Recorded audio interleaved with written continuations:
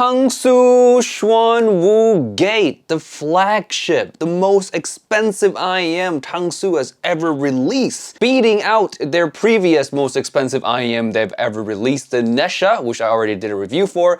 I wasn't too impressed with that one, but this, the Xuan Wu Gate, it's actually good. Hey friends, welcome back to a video on Giz Audio. Today we have the Xuan Wu Gate by Tangzu 1DD 4BA 2 EST setup.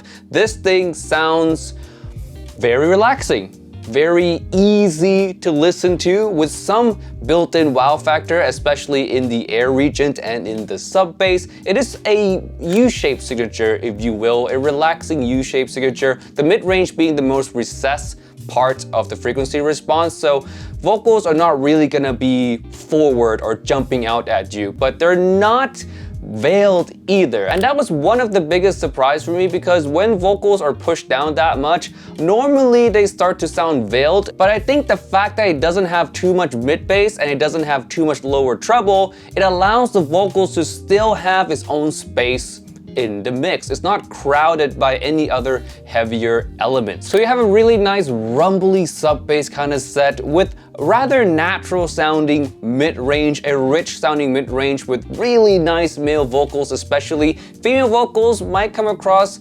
not as forward as I would like personally, but they still sound pretty okay. Male vocals definitely is the star of the show though, and beyond the mid-range, the treble is very well extended, airy and smooth. It is riding the line of potentially being too much though, and I do notice at times that when I'm not getting the most perfect seal, when I'm wearing the IEM, let's say it slipped out a little bit and bass starts to leak out a little, I find the IEM can get a bit bright. But when I have perfect seal, sounds really good. Speaking of getting the perfect seal, the fit and comfort, I would say this is on the big side. It does at times tries to slip out of my ears. You might need to tip roll quite a bit, and if you have smaller ears, this might not fit you well enough to give you that perfect seal. So if you notice that when you're demoing this unit, it sounds a bit too bright, maybe that's why. All in all, this works really well for any genre that focuses more on the lower end, or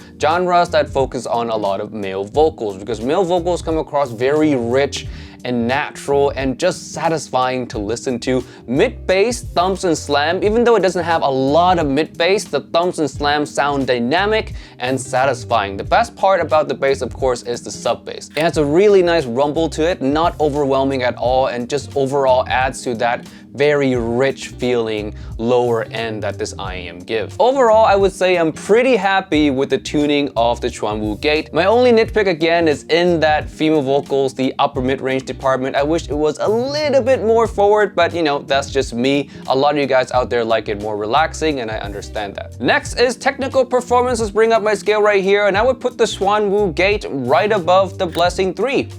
It does a really nice job. The only nitpick I have for it is imaging. Because the upper mid-range is a bit recessed, it does kind of hurt instrumental separation to a certain degree, not by too much of course. You can see it ranks pretty highly, so this is kind of a nitpick. But if I were to improve anything about this, it would be that, the imaging. Now on to comparison. I struggle to find anything to compare with the Xuan Wu Gate because it is so different from everything else I've ever tried in this price range, and different from everything else I've ever tried, period.